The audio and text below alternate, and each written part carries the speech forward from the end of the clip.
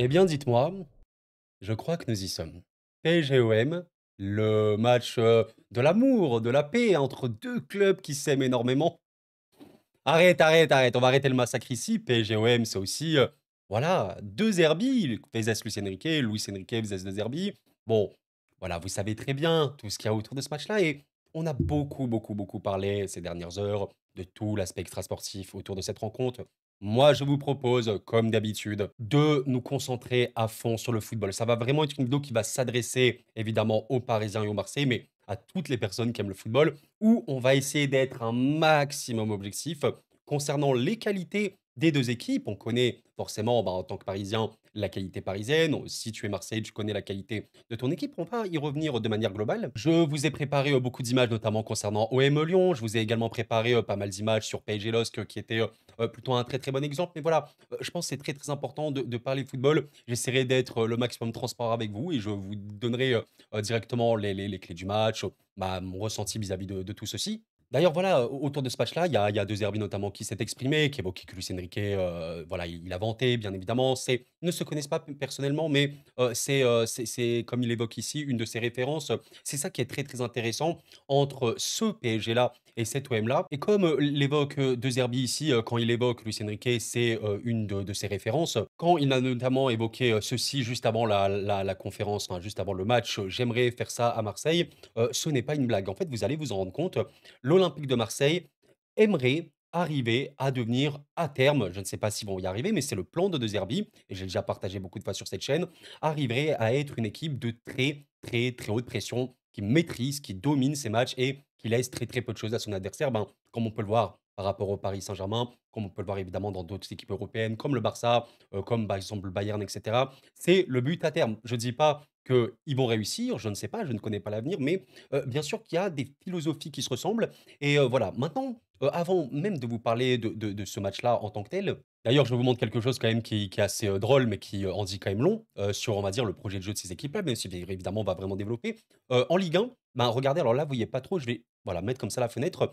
Les 2 équipes et de loin, en fait, hein, qui ont le plus de possession dans ce championnat-là, c'est bien l'OM en deuxième position avec environ 65 possessions en moyenne et 68,5 environ pour le PSG. Ceci n'est pas un hasard, encore une fois, c'est des philosophies qui veulent se ressembler, même si dans les faits et sur le terrain, oui, bien évidemment, et c'est on va commencer, par dire ça directement. Oui, aujourd'hui, il y a un écart extrêmement, et j'insiste sur l'extrêmement, important entre le PSG et l'OM. Alors je suis pas du tout là, voilà, pour, attaquer, de manière mauvaise foi ou quoi, et je sais que les Marseillais le savent pertinemment. Le jeu parisien, de par les images que je vais vous montrer, et le jeu marseillais, disons que Marseille joue bien dans ce qu'ils peuvent faire malgré tous les défauts. C'est un projet jeune avec une nouvelle équipe.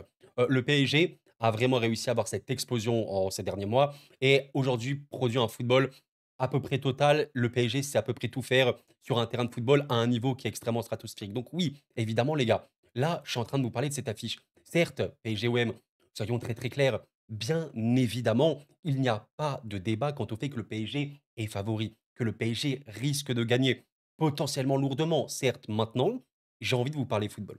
J'ai envie de vous parler football et j'ai envie de vous montrer que le football s'analyse aussi vis-à-vis des physionomies, vis-à-vis de l'adversaire et que c'est pas parce que Paris ou Marseille affrontent des équipes en bloc bas et à 80 de possession et galèrent, par exemple, à les battre, qu'un match entre le PSG et l'OM va être de la même trempe. C'est vraiment, vraiment pas la même chose, c'est vraiment pas aussi les mêmes mentalités que tu vas donner sur un terrain et c'est pour ça que je pense que l'analyse est extrêmement importante. Et avant de vous parler de ce match-là entre l'OM et Lyon, parce qu'il y a vraiment eu, beaucoup de choses dans ce match-là qui montrent la qualité marseillaise et la qualité, enfin les défauts également de Marseille, je vous propose de commencer par cette analyse, rapide, voilà, du Paris Saint-Germain. Voilà, donc là, cette partie de la vidéo, peuvent intéresser tout le monde évidemment, mais ça va surtout intéresser les Marseillais pour qu'on comprenne bien pourquoi le PSG est fort. Parce qu'on répète beaucoup: «Oui, Paris est super fort, machin, machin». Certes, mais pourquoi? Qu'est-ce qui fait que Paris est si fort? On va les développer ici. On est, face au LOSC, donc le LOSC, bon, que vous connaissez quand même, une équipe, évidemment du top niveau Ligue 1, qui aura vécu littéralement et strictement un cauchemar, face au PSG, au Parc des Princes. Je vais vous montrer également quelques séquences du match entre le PSG et Liverpool, forcément, mais ce match-là, je pense que vous l'avez vu, en de fond en comble, on va dire. Mais voilà, pour les personnes qui n'ont pas, vu ce PSG LOS, c'est très, très simple. Il y a eu, une première période, le PSG a complètement, arrêté de jouer, je pense, en seconde. On a vraiment senti un PSG qui était beaucoup plus dans la gestion. Mais en première période, il y a eu un match, enfin un non-match, littéralement un non-match côté LOSC qui arrivait, qui voulait hein, faire certaines choses, mais qui n'a pas du tout réussi. Voilà, les stats, je vous laisse regarder. C'était très, très, très chaud. On peut regarder 13 tirs dans la surface pour 0 contre le LOSC, 36 ballons touchés dans la surface de Chevalier, un seul dans la surface de Naruma. C'était à sens unique. C'était vraiment à sens unique.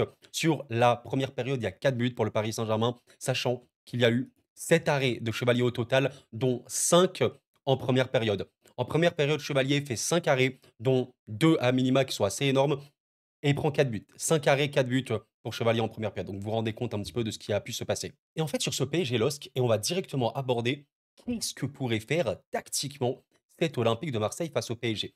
Parce que le LOSC est venu au Parc des Princes vraiment dans ce qu'on peut appeler un bloc médian haut. Pas bloc médian bas, bloc médian haut, donc on va dire sur la médiane du terrain, pas bas hein, sur le terrain. Et tu es plutôt haut, comme on peut le voir ici. Regardez, on est vraiment au tout début de match, deuxième minute. Ben, vous avez quand même l'alignement des Lillois qui est relativement haut sur le terrain. Donc, tu n'es pas dans cette optique de vraiment, vraiment fermer. Tu presses pas non plus comme un fou furieux parce que tu sais très bien que si tu presses comme un fou, bon, les espaces que tu vas laisser, ça va être n'importe quoi. Mais tu vois quand même que essayer de maintenir une certaine pression et ça peut être très dangereux face à ce PSG-là, on le sait très bien.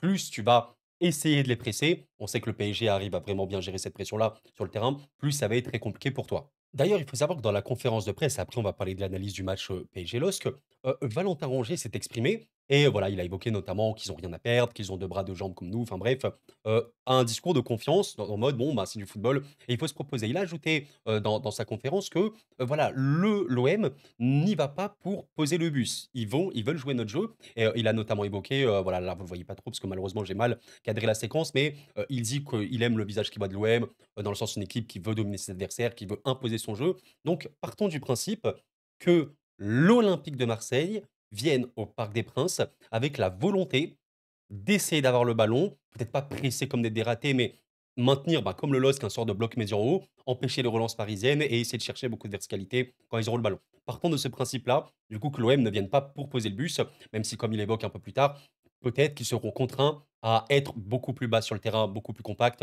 parce qu'ils n'auront pas le ballon, ils n'auront pas d'autre choix. Mais dans l'optique et même de ce qu'avait dit De Zerbi, ils veulent aller au Parc des Princes en jouant leur jeu. OK, on retient ça tranquillement. Donc nous pourrons imaginer un Olympique de Marseille comme ça au Parc des Princes. Comme ça, un petit peu haut sur le terrain avec, voilà cette volonté d'essayer de récupérer le ballon sans non plus trop s'exposer. Peut-être qu'il y aura un pressing très, très intense dès le début. Bon, honnêtement ça pourquoi pas, hein, je ne sais pas. Mais du coup, imaginons, ceci. Cette qualité parisienne, je vais vous l'illustrer, directement. Là, regardez, on est à la 39e seconde du jeu, OK? Donc séquence, tranquille pour le Paris Saint-Germain et déjà vous avez Barcola. On parlera un petit peu après, des compositions d'équipe et cetera. Même si voilà, côté PSG en vérité, qu'importe l'11 qui sera aligné, ce sera voilà, ça n'aura pas une incidence énorme, je pense. Bref, Barcola ici, dès le début, va pouvoir, avoir une attaque, avec, João Neves. Regardez un petit peu le bloc lillois et imaginez que c'est le bloc, marseillais. Il est assez haut sur le terrain et donc, plus vous êtes haut sur le terrain face au PSG, plus vous pouvez avoir des espaces et plus la percussion et toute la qualité technique du PSG peuvent être énormes. Ici, sur la première minute de jeu, il y a une séquence 1-2 entre Barcola et Neves qui va permettre vraiment d'avoir gagné, ben, littéralement tout le terrain. Je vous laisse regarder Neves qui est, évidemment extrêmement fort, extrêmement polyvalent, au Paris Saint-Germain. Il te fait un appel dans cet espace-là, il y a un espace à attaquer, il va le faire. Barcola lui sert parfaitement le ballon. La talonnade, parce que oui, l'instinct, la qualité technique, l'intelligence footballistique de cette équipe, elle est énorme. La talonnade de Neves est faite instantanément. Barcola, évidemment, a pu prendre cet espace-là. Vous voyez déjà que toute la défense lilloise, elle est dans le vent ici. Et là, on est à la 50e seconde de jeu. On a une situation où vous avez Barcola, Désiré Doué, Ousmane Dembélé, Gonzalo Ramos, et là, vous ne le voyez pas sur votre écran, Fabien Ruiz, entrée de surface, d'accord, les gars. En 50 secondes, il y a une situation très chaude pour le PSG. Il y a 2 ballons touchés pour le PSG dans la surface adverse. Tout ça parce que le LOSC essaie d'être assez haut sur le terrain, mais si tu ne presses pas, si tu ne joues pas ce pressing-là, même si c'est risqué, tu vas te confronter à ce genre de situation. L'action ne finit pas au fond, mais déjà c'est très, très chaud. Vous comprenez un petit peu l'idée. Nous sommes à, voilà, 20 secondes après l'action où Chevalier, il essaie un petit peu de relancer le ballon. Pourquoi le PSG est si fort? Voilà, il y a pas 2 milliards d'explications. La qualité de contre-pressing, ce qu'on appelle le contre-pressing, c'est à la perte. Quelle est ta réaction? Donc tu presses à la perte, ce qu'on appelle le contre-pressing. C'est extrêmement fort. C'est vraiment, honnêtement, une des meilleures équipes d'Europe actuellement sur ce registre-là. Ici, on a un ballon où il y a 4 Parisiens, d'accord? Donc les offensifs, comment devenir une équipe de football très, très fort? Ben, c'est très, très simple. Vous attaquez tous ensemble, vous défendez tous ensemble. Le PSG l'a absolument et totalement assimilé.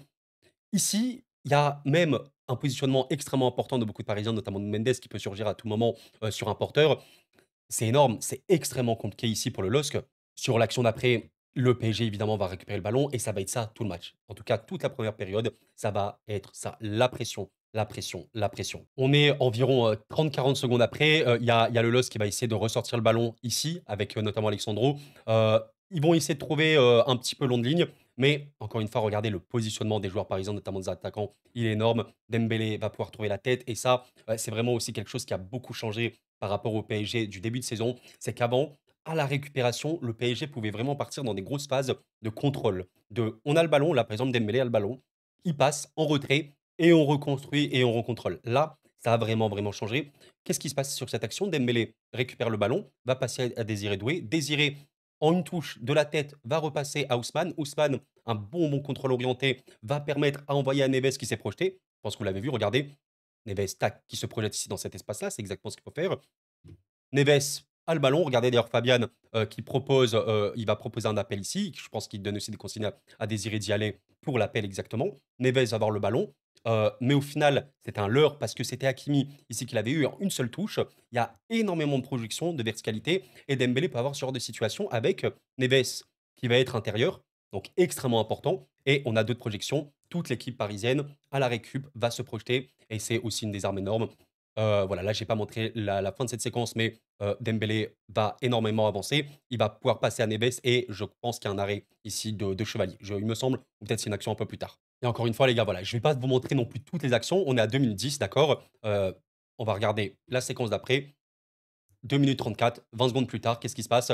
Le Chevalier a du mal, il essaie de dégager loin. Bah, qu'est-ce qui se passe? Regardez, encore une fois, beaucoup de présence pour le PSG. Désiré Doué pour Neves, magnifique, magnifique contrôle Neves, formidable également dans la percussion, la conservation, qui peut complètement défoncer tout le bloc lillois. Dembélé a le ballon, voilà, c'est ça le PSG. C'est ça le PSG, tout le temps, tout le temps, tout le temps. Quelque chose aussi qui a vraiment été développé chez le PSG, c'est le jeu long. Le jeu long du Paris Saint-Germain est actuellement excellent. Parce qu'on là, on est sur une séquence, vous le voyez, il y a un Lillois, Akpom, je pense, qui est très haut sur le terrain pour essayer de presser. Lille a essayé de presser un petit peu un moment. Et regardez le bloc, encore une fois, Lillois, il est haut. On peut imaginer encore une fois ça pour l'OM. Et ce qui est intéressant sur cette action, regardez le positionnement de João Neves. Le PSG permute énormément sur le terrain. Non-stop, non-stop, non-stop. Sur l'action d'avant, Barcola et Neves interchangent. Neves, il dit, viens à ma place et moi je vais à ta place. En fait, c'est un leurre. C'est un leurre parce que Nuno Mendes aurait pu passer à Neves.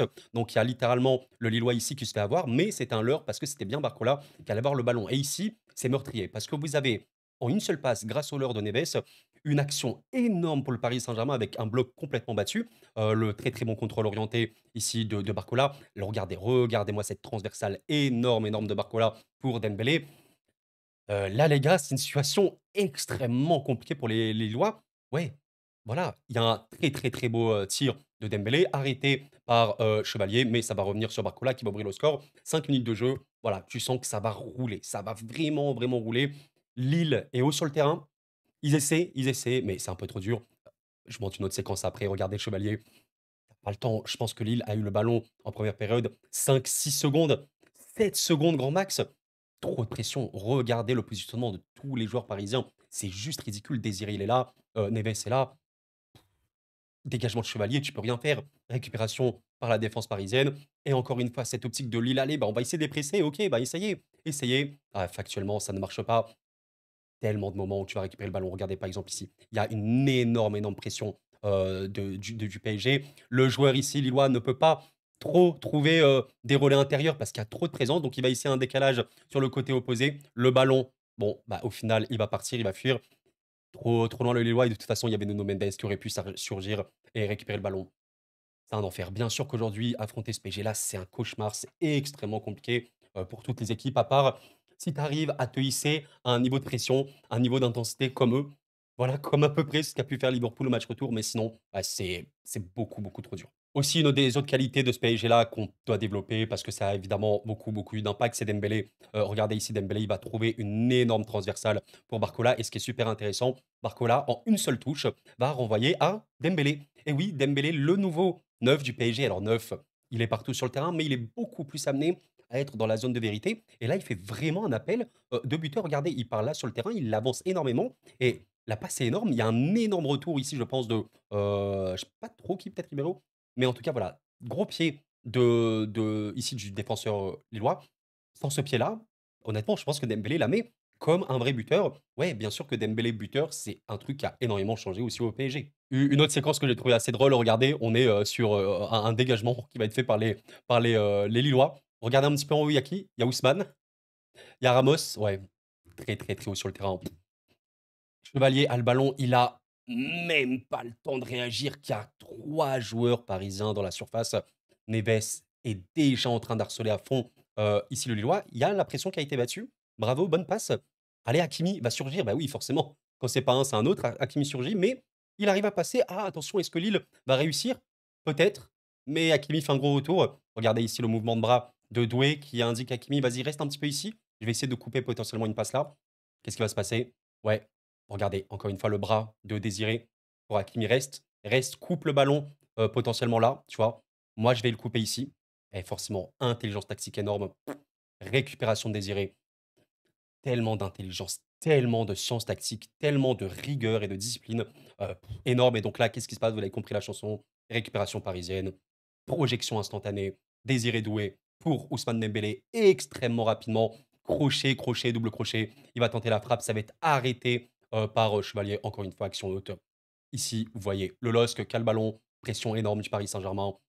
La récupération, elle va se faire naturellement. Voilà, ils ont quasiment enfin non, ils n'ont aucune possibilité. Ça va essayer de dégager long, OK, mais dégagement long, qu'est-ce qui se passe?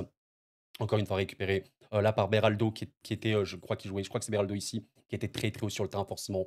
Les centraux parisiens sont très, très hauts et voilà. Le Jean une touche de ce PSG-là, il est énorme. Encore une fois, ici, vous avez une passe des défenseurs. Je crois que c'est Nuno Mendes qui va passer à Ramos. Ramos en une seule touche pour João Neves. João Neves qui va repasser derrière pour Fabian Ruiz et en une seule touche, il va chercher la profondeur avec Désiré Doué qui fait l'appel. Je vais pas m'étaler pendant des heures, vous l'avez compris, c'est énorme. C'est énorme. Là, je vous ai montré des séquences, 12 minutes de jeu. 12 minutes de jeu, ce que je vous ai montré. Là, vous avez la tête de Chevalier, à la 20e minute, il est comme ça. Il est sans voix, quoi. Enfin, c'est normal. Tu joues depuis 20 minutes, tu as l'impression que tu joues depuis 2 heures, tellement c'est un rouleau compresseur qui n'arrête pas d'attaquer, n'arrête pas de récupérer de ballon, qui te laisse pas exister littéralement et bien sûr que là, Chevalier, à ce moment-là, je pense qu'il se dit: «Bon, c'est impossible, c'est littéralement impossible». Il y a un truc que j'aime beaucoup aussi beaucoup avec ce PSG-là, parce qu'on pourrait le voir contre l'OM, regardez ici, Lille, à un moment donné, a commencé à resserrer un peu plus les rangs, à être un peu moins haut sur le terrain. À un moment, ils avaient plus le choix, c'était un peu trop compliqué, mais ce PSG-là a aussi la qualité technique et voilà, on va dire tout simplement tactique de comprendre et d'arriver à battre des blocs, plus bas. Là, on est sur un bloc médian bas de la part du LOS, c'est pas un bloc bas complètement dans leur surface évidemment. Fabien Ruiz ici a le ballon, Fabien Ruiz qui en ce moment fait des matchs excellents, va le passer à Dembélé évidemment. Bon, quand vous laissez à Dembélé un petit peu ici, c'est très compliqué. Ici, regardez bien, Dembélé pour Achraf, OK. La passe d'Achraf, elle va être il va essayer de la contrôler. Il y a beaucoup, beaucoup de joueurs autour de lui, mais il va retrouver, Dembélé sur le côté. Regardez la proposition ici de Fabien Ruiz, très, très pertinent. Fabien Ruiz, un joueur un peu couteau suisse au PSG, ultra crucial notamment dans le contre-pressing adverse, dans tout l'aspect, positionnel, extrêmement important ici. La proposition de Fabian, elle est parfaite, parfait appel et là, il y a une passe, est-ce que vous la voyez? Quelle est la meilleure passe ici à faire? Ouais, c'est celle-ci. C'est celle sur Neves parce qu'il est, marqué ici, Gonzalo. Barcola au second, possible, honnêtement, possible parce que Chevalier, il couvre quand même beaucoup son premier. Désiré Doué, OK, mais la meilleure passe ici, c'est évidemment João Neves. C'est la passe qu'il va trouver bien évidemment ici, monsieur Fabien Ruiz. Énorme arrêt, ouais, très, très, très, très gros arrêt, réflexe là de Chevalier. Honnêtement, il y avait but à ce moment-là. Bon, vous avez compris, là, ça fait 20 minutes déjà qu'on parle. Je ne vous vends pas du rêve, hein, si jamais vous êtes marseillais, je pense que vous le savez pertinemment. C'est du très haut niveau. C'est du très, très haut niveau et même si admettons que tu arrives à donner une pression énorme au PSG, ce que notamment Liverpool a réussi à faire, et ben, en fait, on a même vu des performances défensives énormissimes, notamment celle de Nuno Mendes qui a marqué le monde, hein. Nuno Mendes énorme sur Salah, quasiment sur tous les instants du match, toujours dans l'anticipation, toujours dans le bon geste, dans le bon mouvement. Et ça, c'est vraiment un truc qui a marqué les gens et de manière, totalement factuelle, c'est que ce PSG-là a énormément progressé sans le ballon, en étant compact, en étant très, très, très solide sur ce match-là. Il y a Donnarumma qui est homme du match, notamment par rapport à la sur au but, mais Donnarumma, il fait 2 arrêts dans ce match. Il fait surtout 8 dégagements en coup de poing, mais il fait seulement 2 arrêts. C'est pas Alisson qui en fait 9 au match aller. Vous avez compris l'idée. Notamment parce qu'il y a une performance défensive formidable. Quand vous voyez les matchs de No Mendes, les matchs de Vitinha, de Marquinhos, notamment et surtout celui de Pacho sur ce match-là, c'est une chance énorme. Les duels remportés, João Neves, il remporte 9 duels sur 11 sur ce match-là, dont 3 dribbles réussis. 10 duels remportés sur 14 pour Mendes. Vitinha le remporte 6 sur 9, hein, c'est énorme. Il y a des performances également défensives importantes de la part des offensifs, notamment Kvaratskhelia, qui a été énorme, qui aura fait regarder sur le match hors gardien.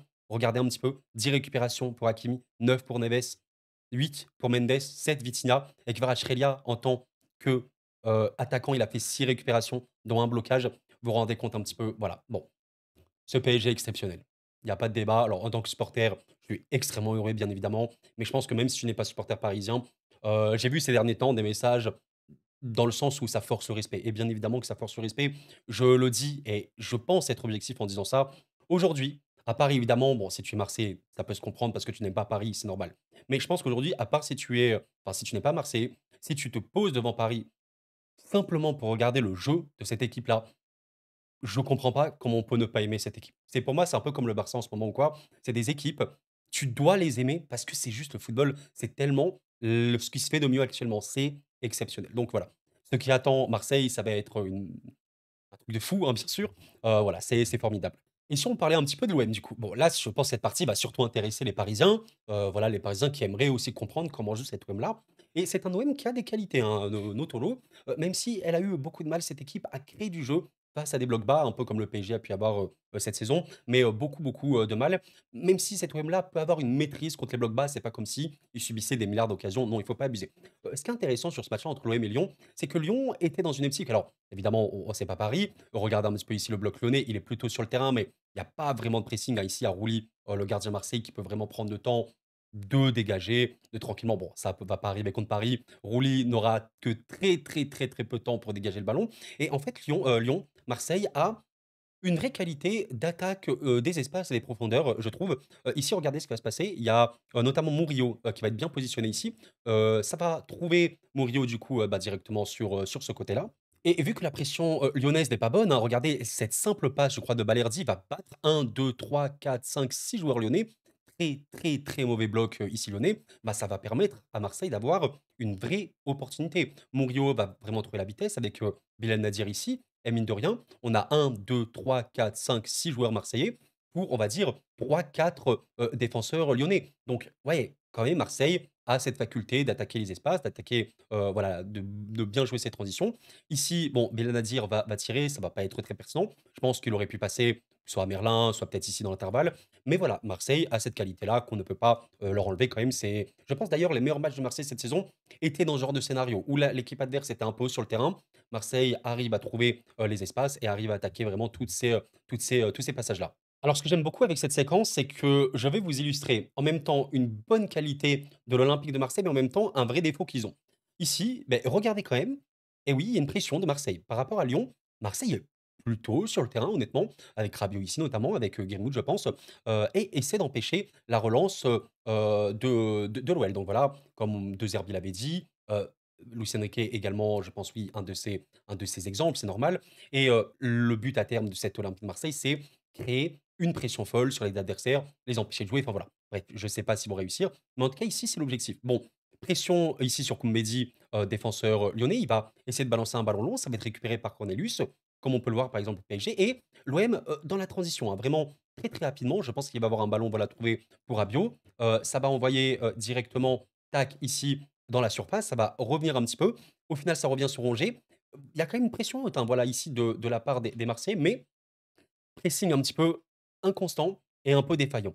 Par rapport au Paris Saint-Germain qui a honnêtement un pressing formidable, parmi les meilleurs au monde, il y a même des débats honnêtement où on peut dire que c'est le meilleur pressing du monde, on peut voilà toujours en débattre.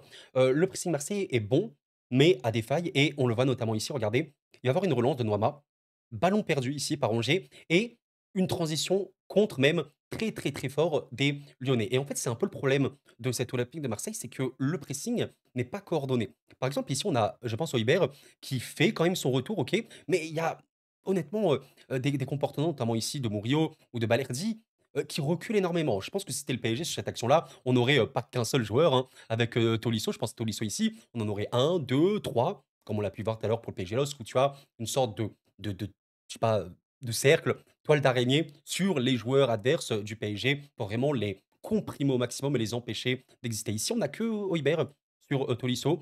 Tolisso va pouvoir, trouver, Noama. Noama va trouver, Lacazette. Donc tu vois quand même que, voilà, il y a une pression qui est exercée. Balerdi, je trouve qu'ici, il ressort un peu bien, mais malheureusement, ça suit pas derrière. Rongier, ne suit pas ici, notamment Noama. Et là, il y a une percée. Là, il y a une percée. La pression, elle a été complètement battue par les Lyonnais parce que pas tout le monde presse de manière coordonnée. Il y a une défaillance réelle et ça peut te causer beaucoup de problèmes. On est à la 53e minute ici. Noama va chercher Lacazette. Bon, ici, regardez, hein, le bloc, ouais, Marseille, il est très, très compliqué. D'ailleurs, les retours ont été un petit peu lents. Qu'est-ce qui se passe ici? Cherki va avoir le ballon. Très, très, très bon ballon de Cherki pour Tolisso. Et il va marquer. Et il va marquer. Cette séquence, elle est intéressante parce que ça montre que Marseille veut jouer haut, veut empêcher la relance adverse, donc veut vraiment presser, mais ça manque encore de science tactique, ça manque de coordination de manière factuelle. Ça, c'est très, très clair. Ah bah, là, je vais vous montrer une action. Après ce but-là, du coup, de la part de l'OL, Lyon a décidé de presser un peu plus haut, comme ce qu'on pourrait imaginer, voir, sur le PSG si l'OM a le ballon. Donc ici, regardez, Cornelius va essayer de dégager un petit peu, sur le côté. Il y a quand même une forte, forte, forte pression ici des Lyonnais. Un ballon en profondeur va essayer d'être trouvé, mais ça va être récupéré par les Lyonnais et à la perte ici, tu vois, le contre-pressing marseillais, encore une fois, manque un peu de jus. Il y a peut-être Rabiot et cetera qui presse, mais c'est un peu compliqué. Ballon long ici de Matic, pour Tolisso. Grosse faiblesse également des Marseillais, on le sait, surtout l'aspect profondeur. Honnêtement, Balerdi est peut-être le mec le plus fiable, mais parfois aussi il peut faire des erreurs. Donc là, on est passé d'une action, voilà, Marseille, on va dire, avait le match en main. Lyon a marqué. Grosse pression Lyon. Le ballon a été perdu de la part des Marseillais, le contre-pressing n'a pas été assez bon et Matic a directement balancé un long ballon sur Tolisso. Regardez ici, le ballon va arriver sur Tolisso, il y a Balerdi avec lui. Bam, c'est bien Tolisso qui va le récupérer. Oui, et oui, il le perd et c'est pas la première fois que ça arrivait cette saison, les Marseillais le savent bien. Énorme arrêt, vraiment de roulis ici, parce que croyez-moi qu'il y avait but et le pire c'est que après ça revient, Cherki va essayer d'enrouler, Rongier fait l'arrêt. Oula, oula, c'était une simple pression lyonnaise.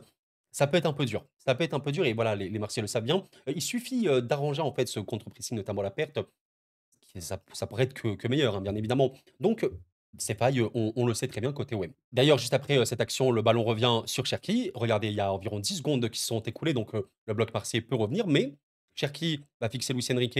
Luis Enrique va pouvoir passer à Noama et là, grosse défaillance également défensive parce que, OK, tu as une action chaude, certes, bon, mais tu as le temps de revenir. Quand même, Noama va trouver ici Verretou.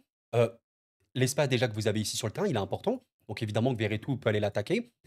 Verretou va avoir le ballon, il y a Balerdi qui doit un peu ressortir, mais il est un peu dans le flou. Là, le bloc n'est pas bon côté Marseille, preuve qu'il y a une réorganisation qui n'a pas pu être bien effectuée. Verretou va avoir une bonne conduite ici pour Noama et je crois que, ouais, voilà, Noama va passer à Tolisso. Il y a une énorme occasion ici côté Lyon, énorme, énorme. Malheureusement également, je pense une mauvaise défense, comme on l'a dit, de la profondeur de la part de Marseille et on va dire, parfois se faire avoir un peu trop facilement. Par exemple ici, bon, tu sais qu'il y a quand même l'appel Merlin.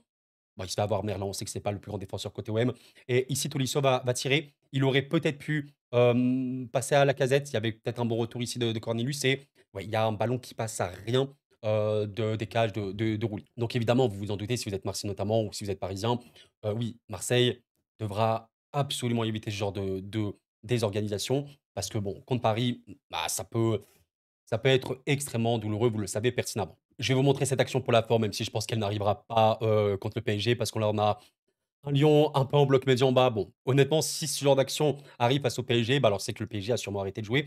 Mais, quand même qualité marseillaise, la verticalité.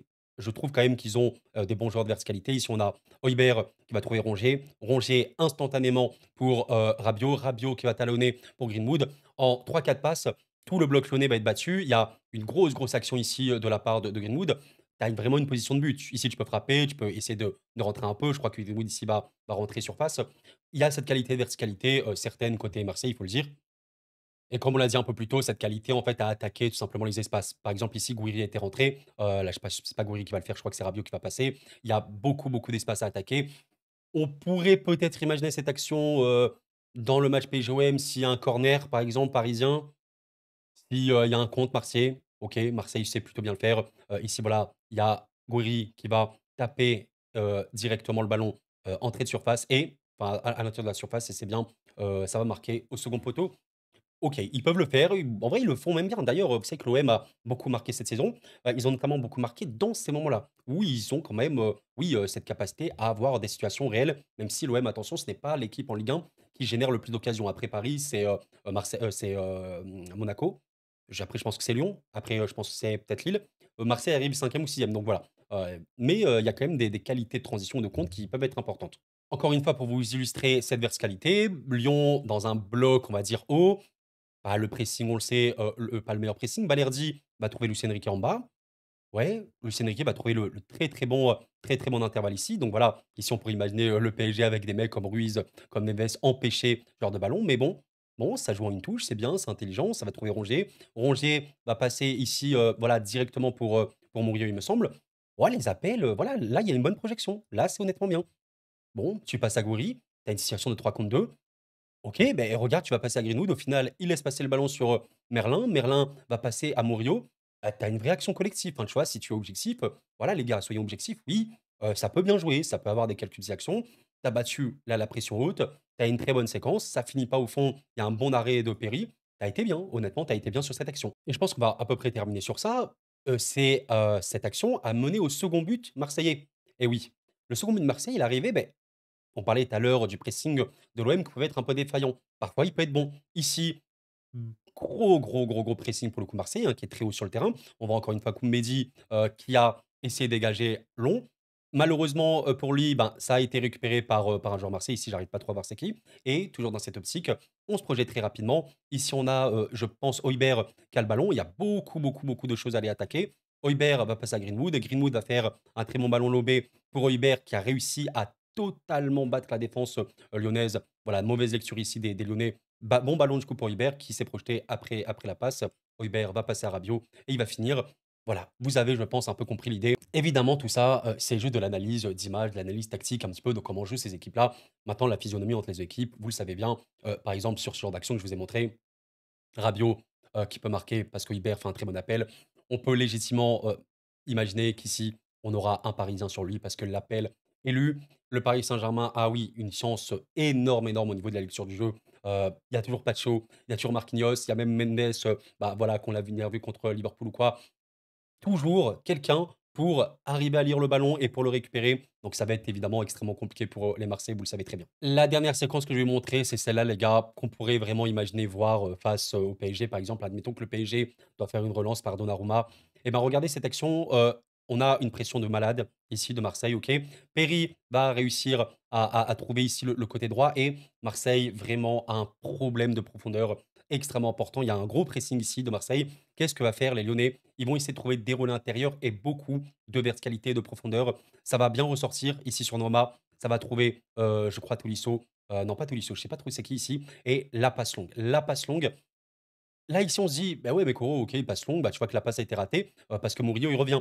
Certes, Murillo, il revient, mais ils ont des problèmes individuels, Marseille, les Marseillais. Défensivement, ils ont des problèmes individuels. Voilà, c'est pas Mendes contre Liverpool comme on a vu, c'est pas Pacho au duel. Ici, Murillo va avoir du mal, va subir la pression de Noama et c'est bien Noama qui va récupérer le ballon et oui, Tolisso va mettre son pied, petite bataille, on dégage un peu en catastrophe. Rongier, non, qui va perdre le ballon et Tolisso va le récupérer et on a une attaque lyonnaise encore une fois. Ça va essayer de centrer pour, Lacazette. Au final, le ballon va être dégagé en corner. Mais vous voyez que d'une simple remise longue, ça a pu donner une action pour les Lyonnais. Bon, la vidéo elle est déjà très longue, j'ai vraiment beaucoup développé. J'espère vraiment que vous l'appréciez. Si c'est le cas, pensez au like les gars, vraiment, ça prend 2 secondes, ça m'aide beaucoup. On va bientôt conclure et on va parler des compos forcément. Même si pour moi, ça va pas être le truc le plus important non plus.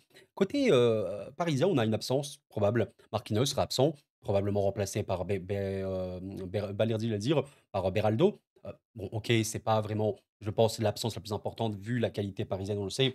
Et Beraldo, même s'il peut être critiqué, aura fait une entrée, je trouve, satisfaisante, hein, contre Liverpool et surtout est dans cette, sens tactique important du PSG et sait jouer dans le jeu de Luis Enrique. Côté Marseillais, on a des absences pas les plus importantes. Alors Murillo est absent, était quand même un titulaire, ne sera pas là. Højbjerg et pour le coup, ça c'est gênant, Højbjerg ne sera pas là normalement, dites-moi si je me trompe. Donc les compositions qu'on pourrait imaginer, déjà, de manière très, très claire, PSG, Liverpool, on avait cette composition-là au match aller, au match retour. J'imagine fortement qu'on verra la même composition avec simplement Marquinhos, qui sera remplacé par Beraldo. Peut-être qu'on aurait Désiré Doué, directement titulaire. Désiré Doué, il a quand même été titulaire dans énormément de gros, gros matchs cette saison contre Monaco, contre Lyon, contre Lille, même en Ligue des Champions. Il n'a pas été titulaire contre Liverpool, mais il aura fait, des entrées, notamment celle au match retour, excellente pour le coup. Donc voilà, on pourrait imaginer cette composition-là. Peut-être que si Désiré Doué joue titulaire, alors ce serait à la place de Barcola, potentiellement, même si je pense que Barcola, Dembélé, Kvara vont commencer, peut-être Kvara sur le banc, on ne sait pas. Mine de rien, j'aime beaucoup Neves, Vitinha et Fabian Ruiz parce que les 3 sont, très, très complémentaires. Ils s'entendent très bien. Ils sont tellement cruciaux pour l'aspect contrôle, contre-pressing, et même créatif de cette équipe-là. Donc les 3 OK. Peut-être que si un doit sauter, c'est Ruiz sur le banc et mettre les 4 fantastiques, Barcola, Dembélé, Kvara ou Désiré Doué. Enfin bref, vous avez compris. De toute façon, cette équipe peut jouer de n'importe quelle manière. Pacho, par contre, je pense, sera titulaire. Ça me paraît relativement évident. Et côté Marseille, alors j'ai vu cette composition contre Nantes. On pourrait avoir quasiment la même chose, voir la même chose en vérité, parce que il faut savoir qu'Enrique et Greenwood n'ont pas joué face au dernier match contre Lens. Ok. Bah, apparemment, il y a eu problème, sorte de sanction. J'ai pas trop suivi, je vous avoue. Mais ils ont joué évidemment contre Nantes. Il faut savoir quelque chose. Murillo donc est absent. Le remplaçant naturel sera Lirola. Ça va être compliqué, je pense, hein, parce que Lirola, on le sait, n'est pas le plus grand défenseur. Je sais pas comment Lirola va tenir potentiellement les attaques parisiennes, voire dans la profondeur, il peut être un peu lent. Bon, mais cette composition a du coup cette exception près. Murillo pas là, remplacé par Lirola, et probablement Hubert remplacé par Valentin Rongier qui aura fait une bonne entrée contre Nantes. Donc imaginez cette compo-là pour l'OM face au PSG, Rouli, Kondogbia, Balerdi, Lirola, Merlin, peut-être Dedic, mais Merlin est quand même titulaire dans cet OM-là, mais on va dire Merlin, heu, Rongier, Bennacer, Enrique, Greenwood, Rabiot et Gouiri. Voilà, je pense qu'on aura à peu près ceci et maintenant les gars, voilà pour terminer, ma prédiction, mon prono si vous le voulez. J'ai parlé 40 minutes quasiment, je pense. La vidéo est très longue, vraiment merci à vous de l'avoir suivi jusqu'au bout. Vous êtes patients, mais je prends beaucoup de plaisir à en parler. Bien sûr que je vois une victoire parisienne. Honnêtement, je vais pas, passer par 4 chemins.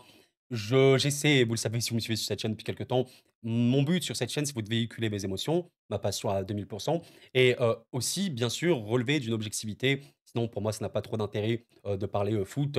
Si on veut faire des analyses, il faut être objectif. Bon, l'OM a-t-il une qualité? Oui. L'OM est-il fort en Ligue 1? Oui. L'OM est-il supérieur à beaucoup d'équipes en Ligue 1? Oui, d'accord, et cetera, il y a pas de problème, certes. Mais le PSG aujourd'hui, c'est juste un peu trop fort pour à peu près tout le monde. Déjà en Ligue 1 aujourd'hui, il y a peut-être aucune équipe qui peut, imposer un rythme au PSG de manière, continue. Mais en Europe, aujourd'hui, on n'a vraiment pas beaucoup. Donc oui, ça va être extrêmement compliqué pour le l'OM. Maintenant, est-ce que ça signifie que l'OM va se faire terroriser, 30-0 machin? Là, les gars, on peut pas dire parce que il suffit qu'on ait un PSG comme face au LOSC. Première période exceptionnelle, allez, tu marques 4 buts, je sais pas, en une période et la seconde, tu es beaucoup plus dans la gestion, dans la temporisation. Voilà, le score peut ne pas être si grave pour l'OM. Je tiens aussi à dire une chose. Je sais que voilà, les Marseillais, les Parisiens sont extrêmement confiants dans ce match-là. Les Marseillais, pour beaucoup, sont très pessimistes. Je tiens à dire une chose, c'est que si on enlève, les noms PSG-Marseille, ça reste, pour l'adversaire du PSG, une équipe de haut niveau. C'est-à-dire, je pense que vous êtes parisien, vous serez à peu près d'accord avec moi si je vous dis que quand il y a un PSG, Rennes, par exemple, ou un PSG, Monaco et cetera, c'est un match, attention à ne pas sous-estimer l'adversaire parce qu'il a des qualités, il faut pas les prendre de haut et cetera. On est bien d'accord? Ben en fait, c'est un peu la même chose pour Marseille, même si je sais qu'il y a ce délire, voilà, supporterisme, chambrage et cetera, certes, mais dans les faits, si on parle pas de rivalité, si on parle pas de nom, si tu prends l'équipe, oui, l'équipe marseillaise a des qualités, même beaucoup plus de qualités que beaucoup d'équipes de Ligue 1 pour, faire mal à cette équipe parisienne. Ça ne veut pas dire qu'ils vont le faire, bien évidemment. C'est comme ce LOSC-là, cet Olympique Lyonnais, l'AS Monaco et cetera, ces équipes-là ont des qualités réelles, supérieures à énormément d'équipes de Ligue 1 pour faire mal à ce PSG-là. Dans les faits, est-ce qu'ils vont le faire? Ça, c'est une autre question. Donc voilà, Marseille, est-ce qu'ils ont des joueurs pour faire des choses face au PSG? Oui. Est-ce qu'ils vont le faire? Personnellement, non, je le vois pas du tout. Voilà, il suffit simplement que le PSG soit au niveau qu'on le voit ces derniers temps parce que, ces derniers temps, il y a aucun match qui est mauvais, hein, de la part du PSG. Heu, que des matchs d'un niveau absolument irréel. Vous savez, par exemple, ce match-là contre Brest, bah, traumatisé parce qu'on va me dire: «Oui, c'est que Brest et tout», mais quand tu as 7 buteurs différents, quand tu es dans le pressing insensé de la première à la dernière minute, quand tu as des mecs comme Kvaratskhelia qui fait des retours jusqu'à la dernière seconde, quand tu vois qu'il a remporté 10 duels sur 15, c'est juste ridicule. C'est juste ridicule, il fait ses 2 tacles réussis, c'est énorme. Donc oui, ça peut être un délire sans nom. Bien sûr, Marseille peut énormément souffrir et voilà, si je dois avoir un avis maintenant, c'est victoire parisienne, bien sûr et probablement 3 buts d'écart, oui. Plus peut-être, oui. Marseille peut-il marquer? On peut toujours marquer. Marseille, est-ce qu'ils ont déjà marqué? Ça fait longtemps qu'ils ont pas marqué contre Paris, je pense. Pourquoi pas? Ouais, sur un petit contre, un coup de pied arrêté. J'ai même pas évoqué les faiblesses du PSG, tellement j'étais, focus sur la qualité, mais ce PSG-là va avoir des problèmes sur les coups de pied arrêtés. Ils ont pas pris, contre Liverpool 2 buts sur ça. Bon, écoutez, assez dingue, mais dans les faits, les corners, les coups francs, c'est un peu compliqué. Heu, Bah, si tu bats la pression parisienne, ça, c'est pas forcément un défaut de cette équipe, c'est pour toute l'équipe de pression. Si tu arrives à battre la pression parisienne, tu auras des opportunités. Bon, encore faut-il réussir à le faire. Donnarumma peut faire des erreurs, même s'il s'est très, très bien racheté et il prouve quand même qu'il a eu, une phase compliquée. Il a quand même eu des arrêts importants en Ligue 1, il reste un gardien d'élite, hein. Voilà, je sais même si, certains n'aiment pas beaucoup, même si moi aussi je l'ai critiqué.